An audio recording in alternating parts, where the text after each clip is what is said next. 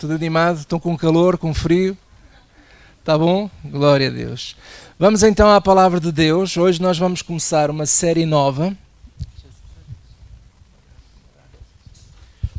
Vamos começar uma série nova, cujo título é Felicidade.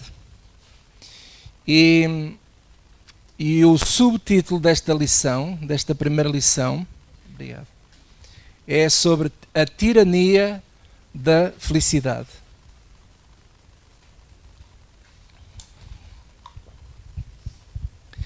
A tirania da felicidade. Ora bem, quem é que está aqui que deseja ser feliz? Todos queremos ser felizes. Os mais novos, os mais velhos. E isso é algo que todo o ser humano busca e procura. E quando falamos acerca de cristãos, alguns cristãos têm algumas dúvidas e perguntam: pastor, é pecado desejar ser feliz? Será que isso é pecado? Será que Deus quer realmente que sejamos felizes? Quando eu leio a Bíblia, a cada história na Bíblia, cada dificuldade, e será que Deus me quer mesmo feliz? Outros dizem assim: pastor, eu não consigo ser feliz. Por que será? O que é que se passa comigo? Por que é que eu não consigo ser feliz? E estas dúvidas estão na mente de milhares de pessoas, para não dizer milhões, mas de milhares e milhares de pessoas carregam este peso, esta dúvida. E quero já adiantar que ao longo desta série nós vamos tratar cada dúvida que vão surgindo acerca deste assunto que é tão importante, mas quero já adiantar o seguinte, como resposta básica: sim, Deus nos quer feliz. Digam lá todos comigo: Deus me quer feliz. Creia, porque é verdade. Nós vamos ver ao longo desta história que a felicidade, na verdade, é fruto do Espírito. Gálatas 5:22 fala isso. O gozo, a paz é fruto do Espírito, o amor. Ora, uma pessoa que tenha amor, que dá e recebe amor, que dá e recebe gozo, que dá e recebe alegria, bem, se isso não faz a pessoa feliz, então não sei. Então a felicidade é parte desse fruto do Espírito. E nós iremos estudar sobre isso melhor ao longo desta série. Mas Jesus olha para a felicidade, e o olhar de Jesus para a felicidade, ele chama-as de bem-aventurança. Em Mateus 5, não vamos abrir agora, mas em Mateus 5, no Sermão da Montanha, Jesus diz: bem-aventurados os simples de coração, bem-aventurados os humildes, bem-aventurados os limpos de coração. A palavra bem-aventurado é a palavra que ele usa como macaris, que significa felizes de espírito. Nós vamos ver que felicidade não é um sentimento, felicidade é uma natureza, felicidade é caráter. E é nessa base que nós vamos aprender que Deus deseja, quase que eu me atrevo a dizer que felicidade é um mandamento. Assim como amar e perdoar é um mandamento, ser feliz é um mandamento de Jesus.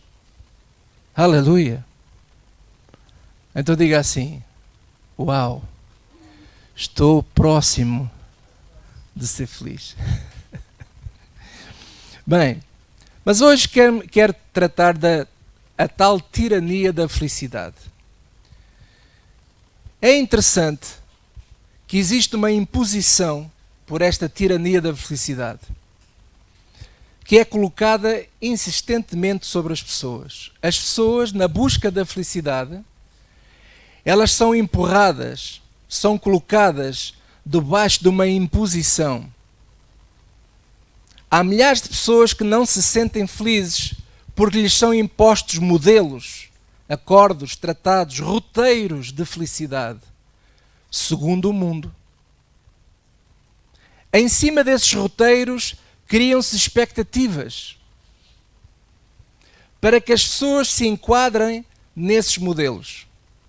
As pessoas são empurradas para experimentarem esses modelos. Por exemplo, um dos modelos é este. Um dia perguntaram a um homem muito rico, já muito rico, com acesso a muito dinheiro mesmo, perguntaram-lhe a ele assim: porquê é que você quer ser rico?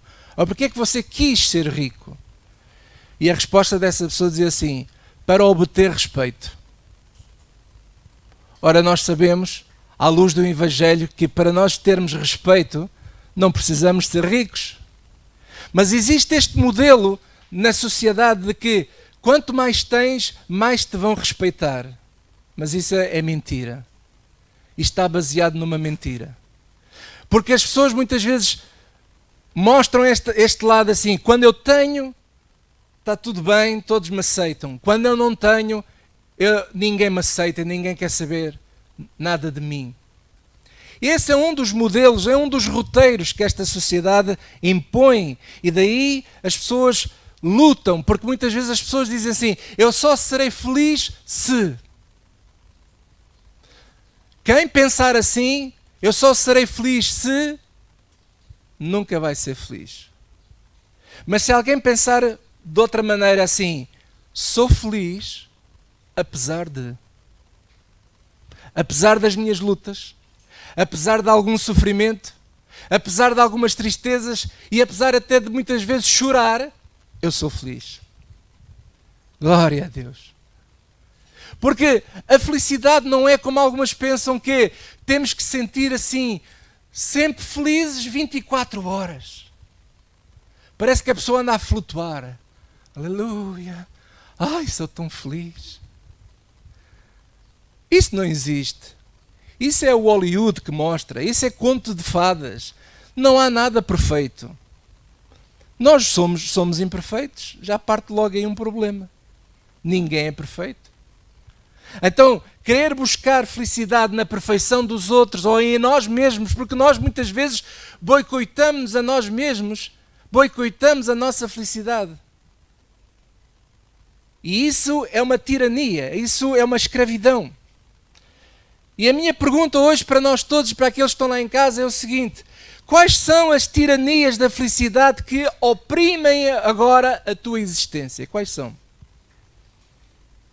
O que é que puseram na tua cabeça acerca de felicidade?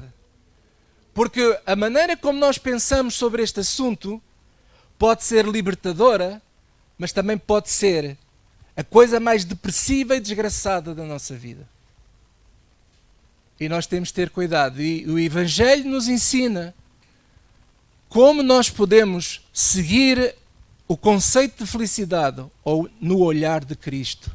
Porque se nós seguirmos esse conceito, se nós seguirmos o conceito do Evangelho, o modelo do Evangelho, então verdadeiramente nós seremos felizes.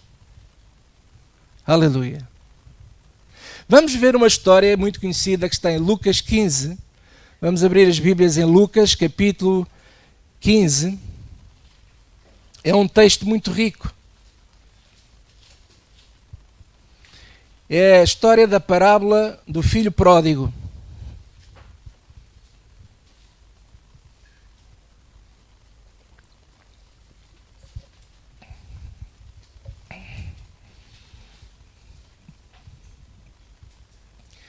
Lucas capítulo 15, versículo 11, e vamos prestar atenção a este texto que é riquíssimo. E diz assim: disse Jesus: um certo homem tinha 2 filhos, digam comigo, 2 filhos. O mais novo, o mais moço deles disse ao pai: Pai, dá-me a parte da fazenda que me pertence.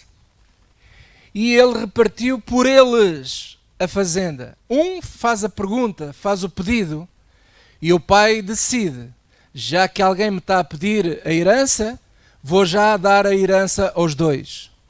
E naquele tempo, por causa do princípio da primogenitura, o mais velho tinha direito a 2/3 da herança e o mais novo a 1/3 da herança. Então o mais novo recebe 1/3, mas o mais velho recebe 2/3. Ok? Até aqui estamos ligados? Ok, vamos continuar. E versículo 13 diz assim: e poucos dias depois, o filho mais novo, ajuntando tudo, partiu para uma terra longínqua. e ali desperdiçou a sua fazenda, vivendo dissolutamente, depravadamente, vivendo sem controle, vivendo a gastar tudo em aquilo que a alma dele desejava. Ele não se privou de nada, vivendo dissolutamente. E, havendo ele gastado tudo, houve naquela terra uma grande fome e começou a padecer necessidades.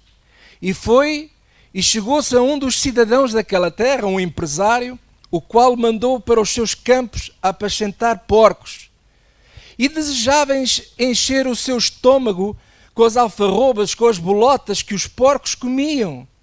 E ninguém lhes dava nada. Incrível que ele nem sequer conseguia comer a comida dos porcos. Você já tentou se aproximar de um porco quando ele está a comer? Eu aconselho que não faça. E até mesmo quando não está a comer.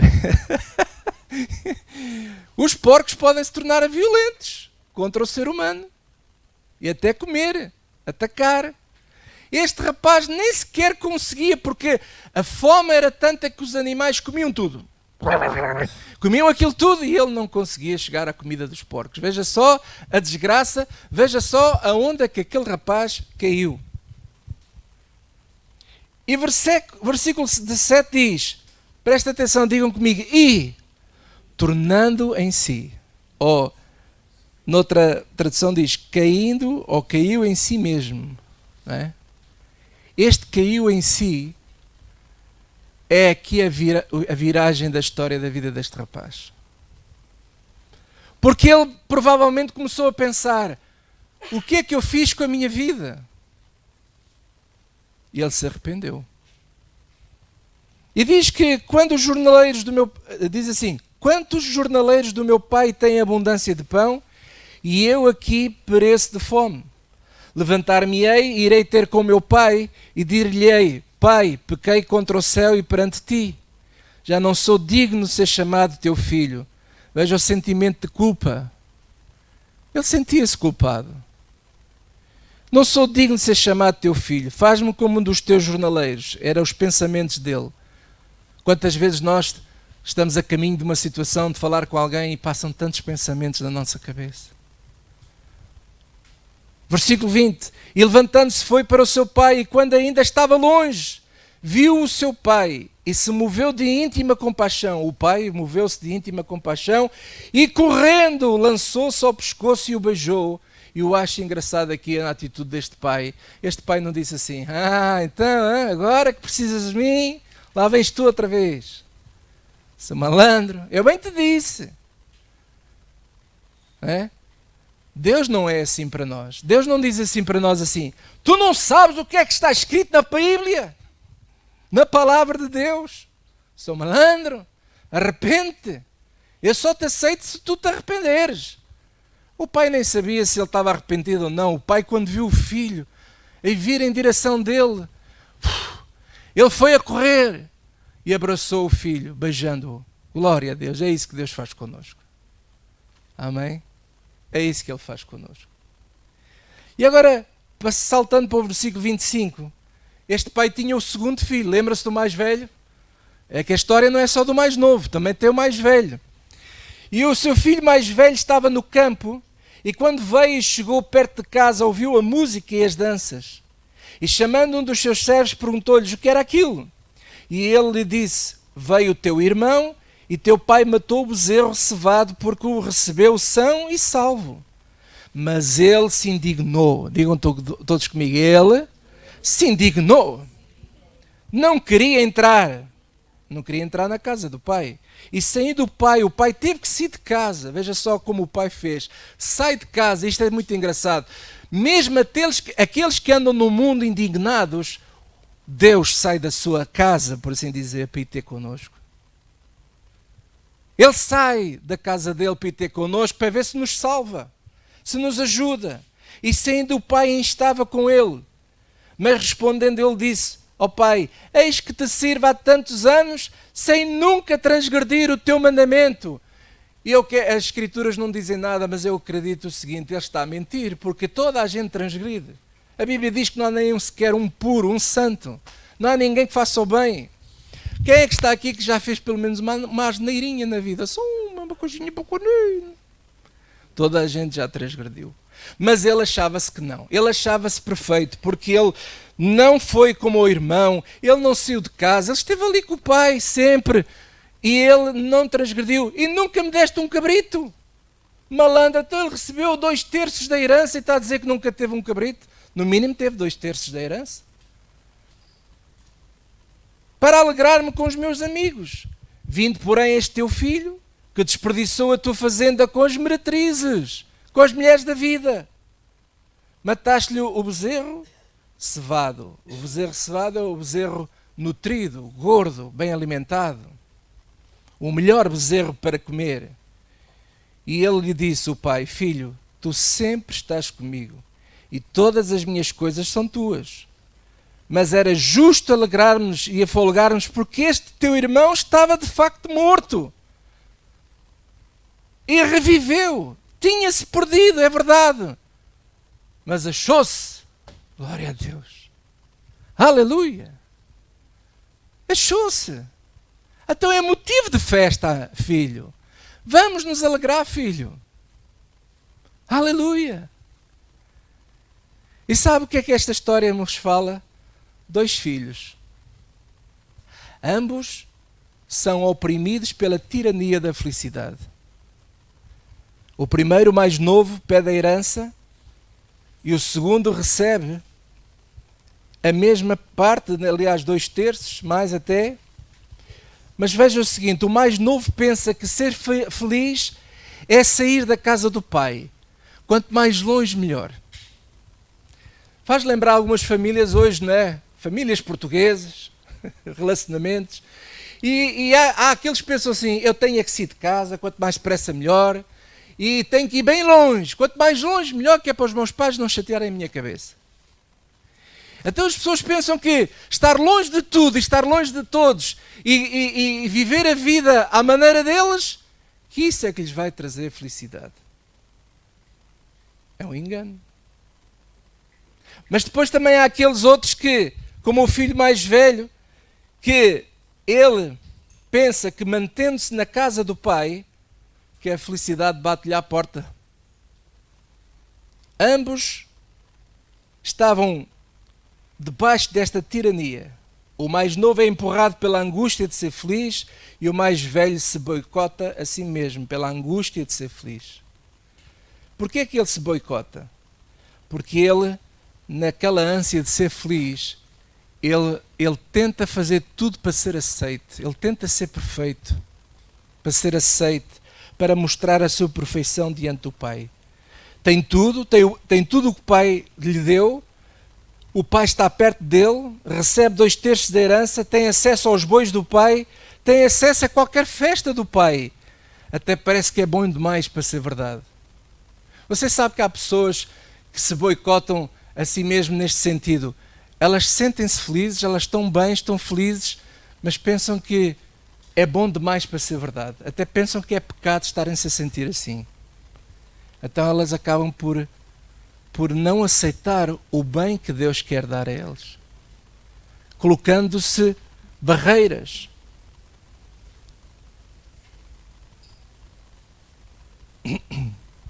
E em razão disto, em razão das pessoas estarem debaixo desta tirania de felicidade, muitos se corrompem e tornam-se gananciosos. Nós vamos ver, à luz da palavra de Deus, um grande ensinamento de um pregador chamado Salomão, que foi o rei Salomão. Veja aí Eclesiastes capítulo 2.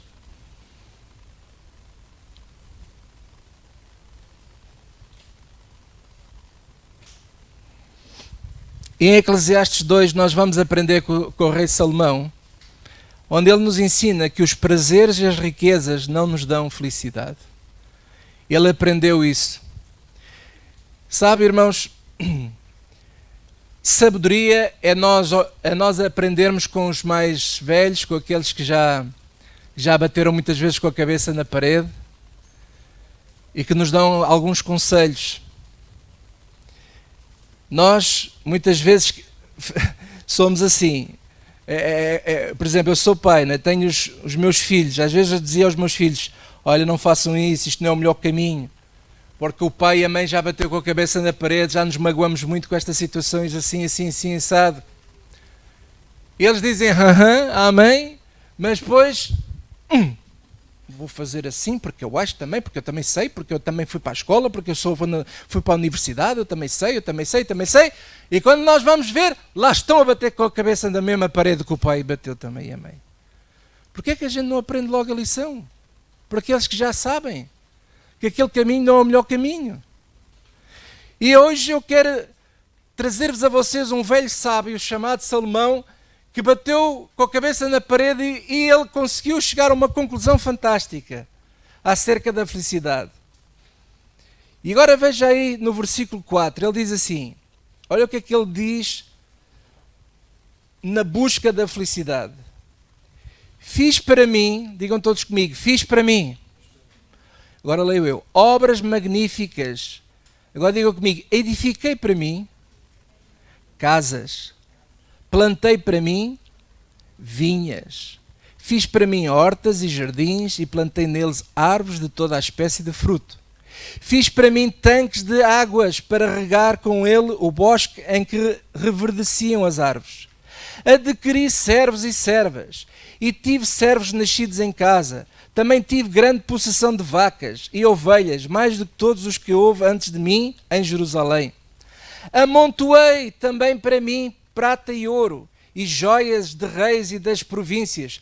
Provi-me de cantores. Ele dava-se bem com a Madonna na altura.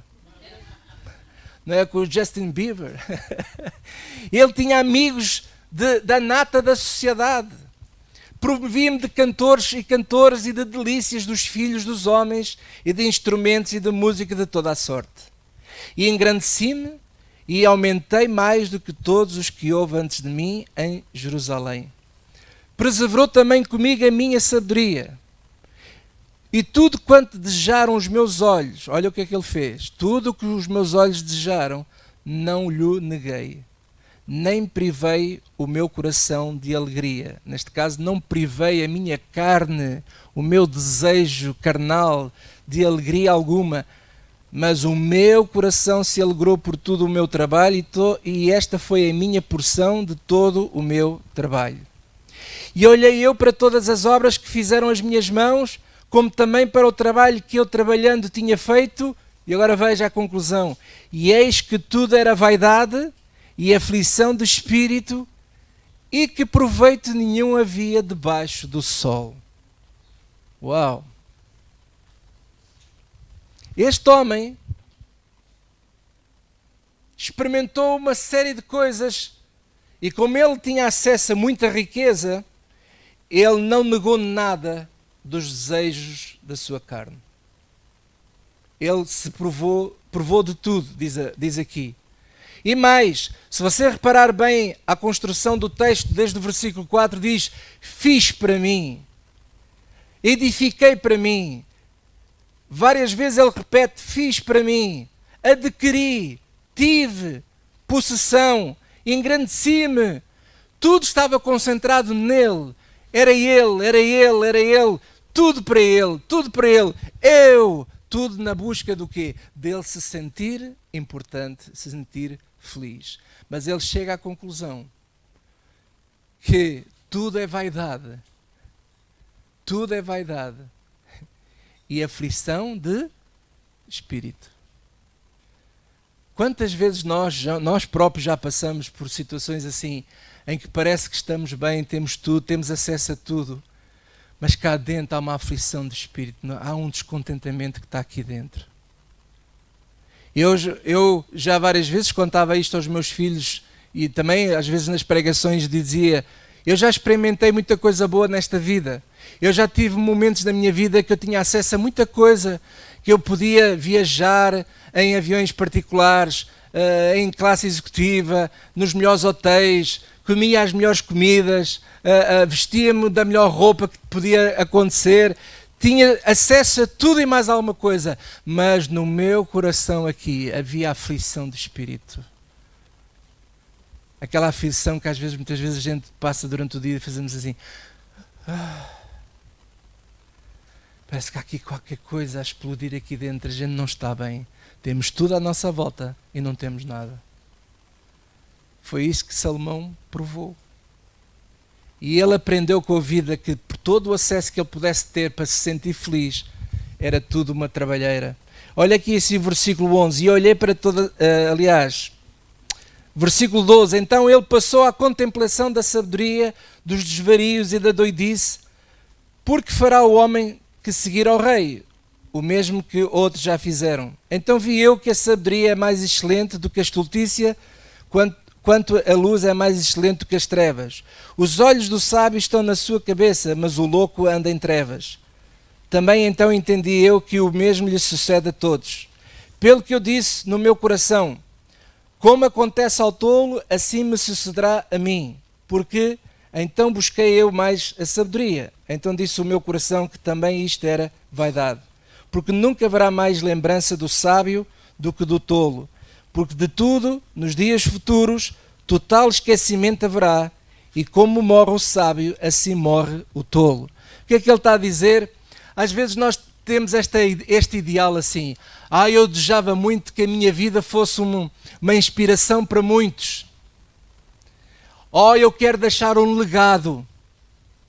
Mas o que ele está a dizer é o seguinte, por mais que a gente faça, nós, quer sejamos sábios ou tolos, com o tempo, tudo vai ficar em esquecimento. As pessoas esquecem-se do bem que os outros fazem. Eu pergunto aqui, quem é que está aqui que já fez bem a alguém aqui? Várias vezes. Quem é que já fez bem? E quantas vezes essas pessoas a quem você fez bem se esqueceram de que você fez bem? Por mais bem que você faça, há sempre aqueles que se esquecem. Então o meu alvo durante muitos anos foi sempre assim, quem me dera que a minha família, eu e a minha família sejamos um exemplo, que as pessoas possam seguir-nos o exemplo que nós seguimos, assim como nós amamos a Jesus, que eles possam... Irmãos, por mais bem que a gente faça, há sempre pessoas que vão se esquecer e não querem saber do que a gente fez. Até eu mudei o meu alvo. O meu alvo já não é mais esse. O meu alvo agora é diferente. O meu alvo é conhecer a Cristo, é conhecer o Evangelho e deixar que esse Evangelho se reflita nas minhas ações. Quem quiser seguir, siga. Quem não quiser, paciência. Mas eu não vou andar mais preocupado em querer agradar os outros. Muitas vezes nós andamos preocupados em agradar os outros. Por exemplo, aquele meu alvo de eu querer deixar um legado, de eu querer que as pessoas sejam inspiradas por mim, leva-nos muitas vezes a nós sermos um pouco aquilo que nós não estamos a conseguir ser em casa. Muitas vezes nós pomos uma fachada na rua, mas lá em casa é diferente. Mas nós temos que mostrar que somos perfeitos. E essa coisa de mostrar que somos perfeitos leva-nos, empurra-nos, sabota-nos, digamos assim, debaixo desta tirania da felicidade. Queremos mostrar uma coisa que ainda não somos. Então o que é que nós temos que aprender, irmãos? Temos que aprender a ser o que somos e a ser feliz como somos. Quer a gente tenha muito, quer a gente não tenha nada. Somos o que somos pela graça de Deus. E é Cristo em nós que reflete a luz dele em nós. E à medida que eu conheço o Evangelho, à medida que eu permito que esse Evangelho se reflita em mim, a felicidade cada vez vai ser uma realidade na minha vida. Se os outros vão compreender ou não, não quero saber. É um assunto entre essa pessoa e Deus. Mas eu permito que Cristo se reflita na minha vida. O problema do rei Salomão no início é que ele não deixava que Deus refletisse na vida dele, porque ele se refletia nele mesmo. Tudo era concentrado nele. Tudo era concentrado nele. E esse foi o problema do rei Salomão. E depois diz o versículo 17: pelo que aborreci esta vida, porque a obra que se faz debaixo do sol me era penosa. Sim, tudo é vaidade e aflição de espírito. Também eu aborreci todo o meu trabalho em que trabalhei debaixo do sol, visto como eu havia de deixá-lo ao homem que viesse depois de mim. E quem sabe se será sábio ou tolo. Contudo, ele se assenhorará de todo o meu trabalho em que trabalhei e em que me houve sabiamente debaixo do sol. Também isto é vaidade. Pelo que eu me apliquei a fazer que o meu coração perdesse a esperança de todo o trabalho em que trabalhei debaixo do sol. Porque há homem cujo trabalho é feito com sabedoria e ciência e destreza, contudo, a um homem que não trabalhou nele, o deixará como porção sua. Também isto é vaidade e grande aflição. O que é que ele está aqui a falar? Está a falar também naqueles alvos, daqueles conceitos, não é, de felicidade, que é: eu vou trabalhar para deixar um legado, para deixar para os meus filhos, para deixar para alguém, para seguir com isto para a frente. E muitas vezes essas pessoas a quem nós queremos entregar o nosso trabalho, que tão diligentemente nós fizemos, com tanto amor e carinho, quando a gente quer deixar para os outros, vêm os outros e não querem saber daquilo para nada, e estouram tudo, arrebentam com tudo. Tudo aquilo que demorou anos a construir, vem um louco qualquer, vem um familiar qualquer, vem alguém que não sabe o que é a vida e arrebenta com tudo aquilo que a pessoa construiu. E lá se vai a felicidade daquela pessoa. Porquê? Porque se tornou em aflição de espírito. Tornou-se em vaidade, aflição de espírito. Quem é que me está a entender? Amém? Depois ele continua a falar e chega aqui assim no versículo 26, diz assim, digam todos comigo: porque ao homem que é bom, diante dele dá Deus sabedoria e conhecimento e alegria. Mas ao pecador dá trabalho para que ele ajunte e amontue e o dê ao bom perante a sua face. Também isto é vaidade e aflição de espírito. O que é que ele está a dizer? Ele está a dizer que Deus abençoa aquele que tem o bom coração. A ver? Porque o homem que é bom, Deus dá sabedoria, Deus abençoa. Mas ao pecador, por mais que ele trabalhe, é uma questão de tempo. Deus retirará isso e passará para aquele que é bom. Então, o rei Salomão chega ao final deste texto e ele chega à conclusão seguinte: que a verdadeira felicidade, ela se encontra na vida daquelas pessoas cujo coração é bom. Amém? Cujo coração é bom. E nós podemos pensar assim: mas pastor, todos nós pecamos. Quem é que tem coração bom, pastor? Se todos pecaram. Porque aqui diz que Deus retira ao pecador. Deus retira ao pecador. O que Salomão está a chegar à mesma conclusão que Jesus fala no monte do Sermão da Montanha.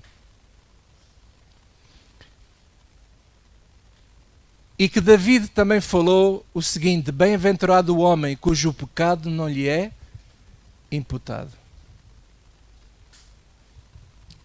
Aquele filho mais novo da história do filho pródigo, ele gastou tudo o que tinha em busca da sua felicidade, mas chegou a uma altura que ele caiu em si e, arrependido, recebeu o perdão do seu pai.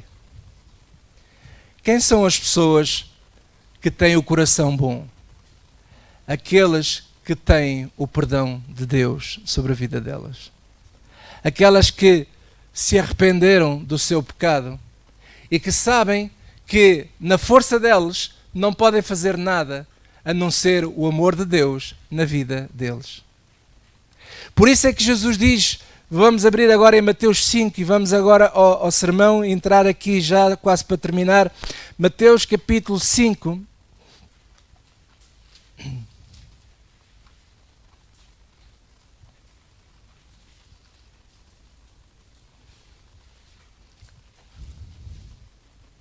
Versículo 1.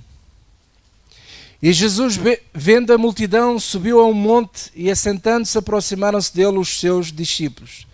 Abrindo a sua boca, os ensinava, dizendo, digam todos comigo, bem-aventurados os pobres de espírito. Esta palavra aqui, pobres, pode dar uma ideia errada, mas ele está a falar acerca daqueles que são os humildes. O que é pobre de espírito? Os humildes. Ser humilde não é ser pobre de pobreza, não ter dinheiro. Ser humilde tem a ver com o caráter da pessoa. A pessoa até pode ser muito rica, podre de rico e ser humilde. Ok? Então, Jesus está-se a referir a quem? Aos humildes, aos pobres de espírito, porque deles é o reino dos céus. Então, felizes são os pobres de espírito, os humildes. Versículo 4, bem-aventurados os que choram, porque eles serão consolados, glória a Deus. Irmãos, você já viu que chorar nem tudo é mau quando nós choramos? Sabe, eu há pouco tempo escrevi uma coisa no meu Facebook que eu escrevi assim, que as pessoas desiludidas estão mais perto da felicidade do que as pessoas iludidas. Porque as iludidas ainda andam à busca da felicidade e a experimentar tudo e mais alguma coisa na expectativa de sentirem-se felizes. Mas os desiludidos experimentaram a dor, experimentaram situações terríveis. E quando isso acontece na nossa vida, não significa que você está longe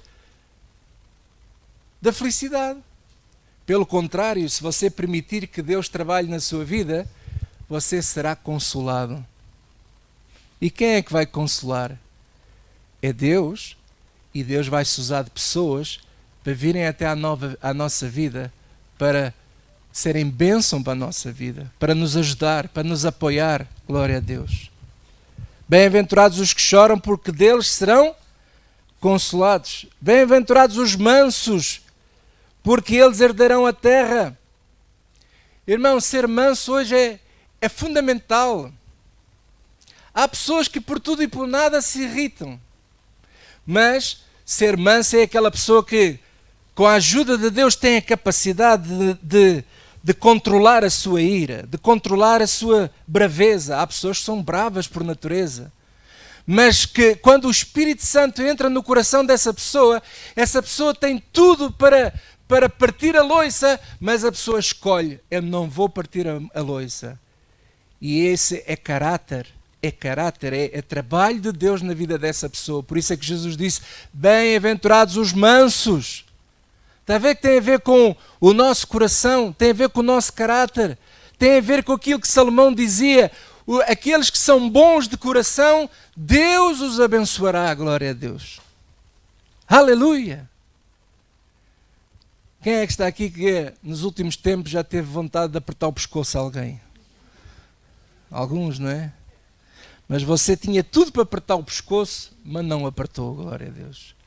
Porque deixou que o Espírito Santo controlasse o seu coração. E apesar de que aquela pessoa lhe causou dano, mas você manteve-se firme, manteve-se controlado, e Jesus chama a isso felicidade. Felicidade é ter a capacidade de ter esse controle sobre si mesmo. O homem que se controla a si mesmo é um homem feliz. Aleluia! É um homem feliz. Glória a Deus, irmãos. Mas Jesus diz: bem-aventurados os que têm fome e sede de justiça, porque eles serão fartos.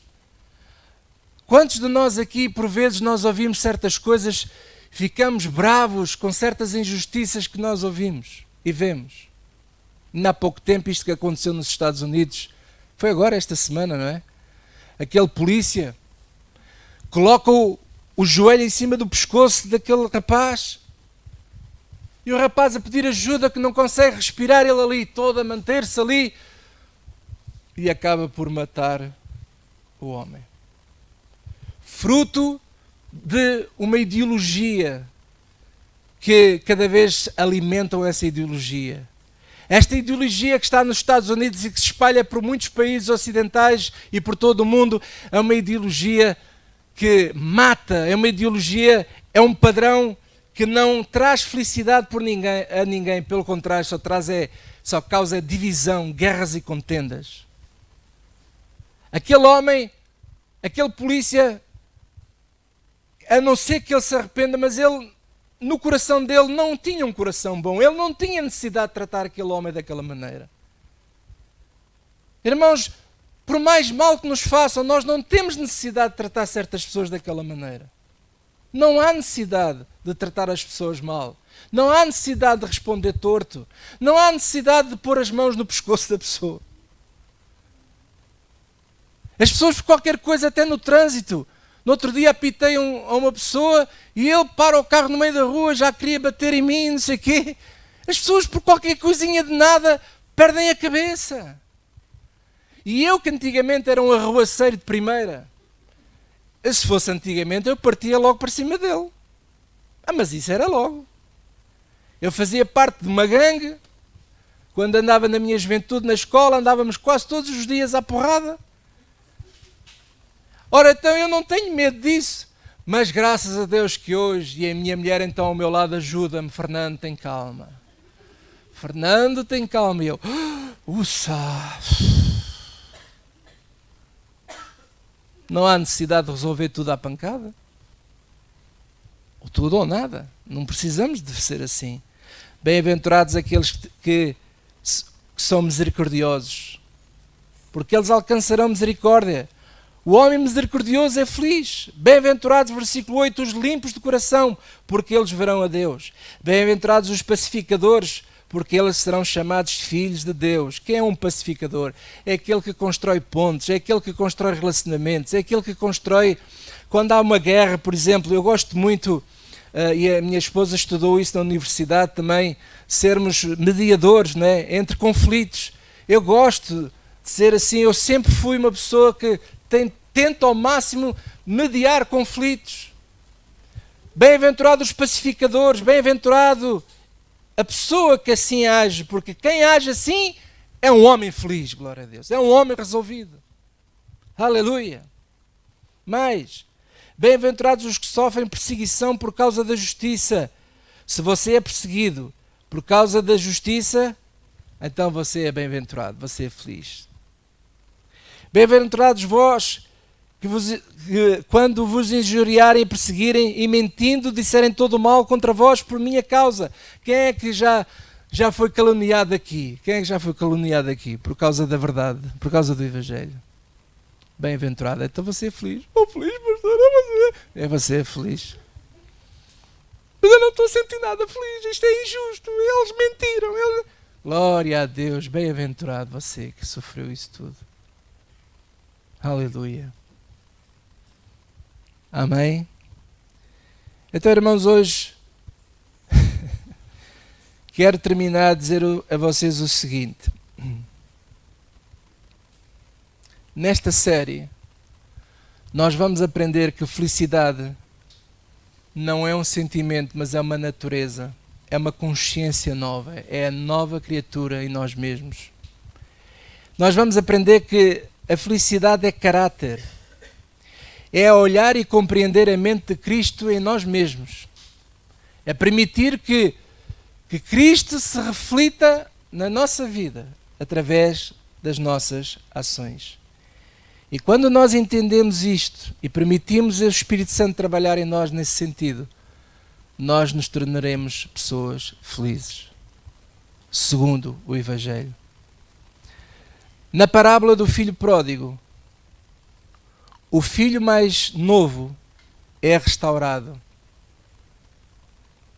mas o mais velho, aparentemente, parecia que estava perfeitinho em tudo.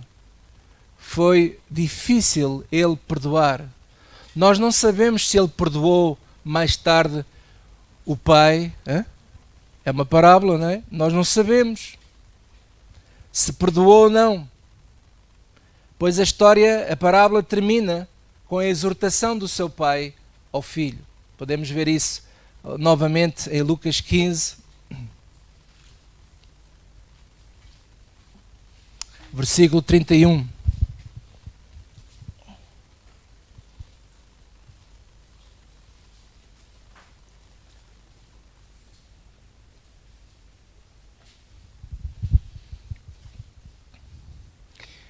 E ele está a terminar a conversa nesta história, nesta parábola, estava a terminar a conversa, dizia assim, versículo 31, disse ao filho, tu sempre estás comigo e todas as minhas coisas são tuas. Mas era justo alegrarmos-nos e folgarmos, porque este teu irmão estava morto e reviveu, tinha-se perdido e achou-se. Depois não sabemos mais o que é que terá acontecido, como é óbvio. Amados, se nós endurecermos o nosso coração, nós vamos terminar como Salomão terminou a vida dele. Você sabe que Salomão terminou a vida dele de uma maneira muito má mesmo. Foi um homem que pediu sabedoria a Deus e Deus atendeu, lhe deu-lhe sabedoria, fez dele a pessoa mais sábia deste mundo, e fez dele uma pessoa riquíssima, a mais rica do mundo. Diz a Bíblia que depois dele nem o Bill Gates lhe bate a riqueza que ele tem. Nada, não há ninguém depois dele que possa ter sido tão sábio como o rei Salomão. Mas tudo aquilo que ele pediu a Deus, apesar de Deus ter dado, ele não soube usá-la para ele mesmo, e dele entender que tudo o que ele tem não provém dele, mas provinha de Deus. E esse é que é o nosso mal, é que nós muitas vezes nos esquecemos de que tudo o que nós temos é a graça de Deus na nossa vida. Não é pelo nosso mérito, mas é a graça de Deus na nossa vida. E ele acabou mal a vida dele. Como vocês sabem, é muito conhecido isto, né? Que ele se envolveu com uma série de mulheres. Ele teve mais de 1000 mulheres, sei lá o que é que ele fez à vida dele. Não sei como é que ele conseguia fazer aquilo. Mas ele se envolveu, até andou no mundo do oculto e tudo, se envolveu nesse mundo. E ele próprio se boicotou, porque às vezes é aquela tendência que os ricos têm também, quanto mais têm, mais querem. Não sei se você repara, nas pessoas mais ricas deste mundo, quando você ouve eles a serem entrevistados por certas pessoas, está lá logo implícito naquelas respostas que eles dão aos entrevistadores, que é assim, quanto mais tem, mais quer.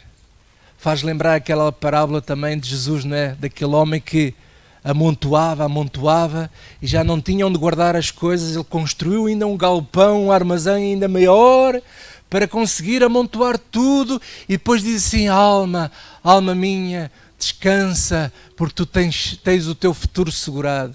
E de repente diz que vem Deus e pede-lhe contas: hoje mesmo vais morrer, e agora o que é que tu tens para apresentar? Irmãos, se de facto Deus não for connosco, qualquer coisa que você queira conquistar na vida é apenas só uma conquista. Mas no final de tudo, é aflição do espírito e vaidade. Olhe, por exemplo, para as alternativas que o mundo diz. Por exemplo, há pessoas que buscam, por exemplo, um título, doutor. Eu agora tenho ajudado muito a empresa da minha filha, da Raquel, na área dos cortinados, de decorações. Nós vamos montar cortinados à casa das pessoas, e às vezes nós vamos montar a certos lugares cujo os donos das casas são doutores, são pessoas formadas, e às vezes nós dizemos assim: olha, senhor fulano tal, você como é que quer isto assim e tal? Não, senhor fulano tal, não, senhor doutor. Eu sou doutor. Mesmo assim, logo para nós. E a gente, ai, desculpe, sou doutor. E os cheques e tudo, tem que lá estar o doutor fulano tal no cheque, para não esquecer que a pessoa tem um título. Nas igrejas é igual. Fulano é o bispo tal, é o apóstolo tal, é isto tal. E as pessoas pensam que essas coisas é que satisfaz a vida deles e a alma deles, quando tudo isso não passa de vaidade e de aflição do espírito. Porque para manter aquele estilo de vida, o que esta gente passa e pena, vocês nem imaginam. Então, meus amados, o grande segredo é manter o nosso coração bom diante de Deus. É permitir que o Espírito Santo trabalhe no nosso coração. E quando nós começamos a ler o Sermão da Montanha, as Bem-aventuranças, e nós começamos a descobrir o quê? Começamos a descobrir que felicidade não é uma coisa. Felicidade é caráter. É caráter. É é uma natureza, é a nova natureza em nós, que faz com que a gente tenha fome de justiça, faz com que a gente seja manso, faz com que a gente seja pacificador, faz com que a gente seja luta pelo bem e defende aquilo que é a justiça, conforme nós lemos lá em Mateus 5. Amém, irmãos?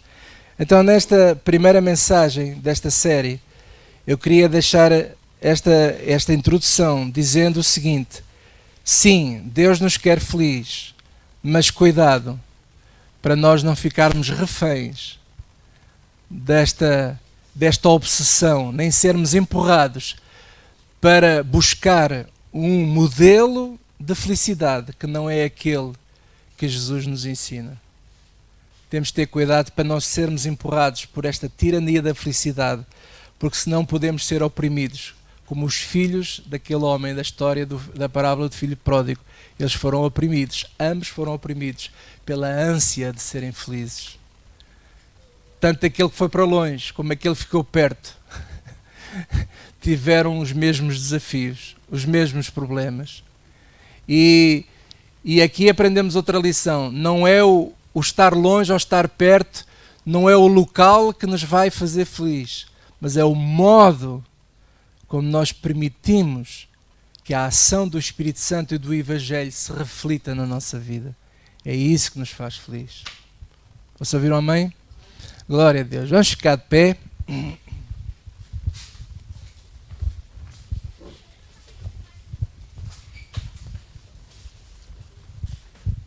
Glória a Deus. Vamos baixar as nossas cabeças, fazer uma oração. Pai, no nome de Jesus Cristo, eu te quero pedir nesta manhã que tu nos ajudes a nós todos a entendermos esta verdade e que nós possamos meditar naquilo que Salomão passou, naquilo que estes jovens passaram nesta história, desta parábola que Jesus contou, para nós entendermos, Senhor, que ser feliz não é um sentimento 24 horas por dia, mas é um estado de ser, é um estado, é caráter, é natureza em nós. Senhor, eu te peço que esta atitude que às vezes nós encontramos nas nossas vidas de que só serei feliz se, que tu ilumines isso e que isso seja trocado por sou feliz apesar de. Eu sou feliz apesar de. E é esse alvo que eu quero pedir para a minha vida e para a vida dos nossos irmãos todos, para que nós possamos nos alegrarmos com aquilo que temos. Quer nós tenhamos muito, quer tenhamos pouco, que nós nos alegremos, que haja em nós paz, gozo, que haja em nós alegria, que haja em nós fervor. Senhor, que essa felicidade se torne numa verdadeira natureza e numa verdadeira consciência de viver em o nome de Jesus Cristo. Que nós sejamos mansos, que nós tenhamos sempre fome e sede de justiça, que sejamos pacificadores, mesmo quando nos perseguem, que nós possamos sempre ter esta atitude de mansidão, esta atitude pacífica, esta atitude de ter fome por justiça e pela verdade, em o nome de Jesus Cristo.